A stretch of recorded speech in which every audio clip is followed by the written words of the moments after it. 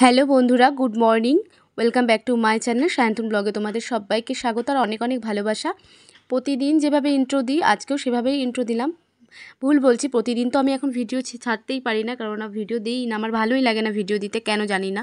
কিন্তু আমাকে অনেকে বলছে ভিডিও দেওয়া কেন বন্ধ করলি ভিডিও আবার দে, অনেকেই বলছে। তাই জন্য তাদের কাছ থেকে উৎসাহ পেয়ে আমি আবার ভিডিও দেওয়া শুরু করেছি। এবার জানি না প্রতিদিন দিতে পারবো কি না। আর আমি এখন ছেলেকে নিয়ে চলে আসলাম ওর মেজো পিসির বাড়ি। আর এই ভিডিওটা অনেক মাস আগের ভিডিও, তোমাদের সাথে আজকে শেয়ার করছি। বলতে পারো এটা প্রায় 3 মাস আগের ভিডিও, 3 মাস না হলে 2 মাস আগের ভিডিও।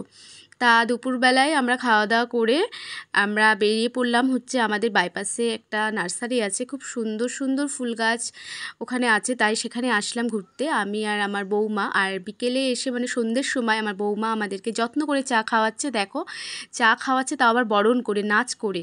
ওর নাচটা একটু সবাই একটু দেখে নাও। এদিকে দেখো আমার মেজো ননদ আর এই যে বড় ননদ বসে আছে, আর আমি তার পেছনে বসে বসে ভিডিও করছি আর খুব হাসাহাসি করছি। দেখো দেখো কী অবস্থা, দেখো নেচে নিল, মানে ঘুরতে ফিরতে নাচে।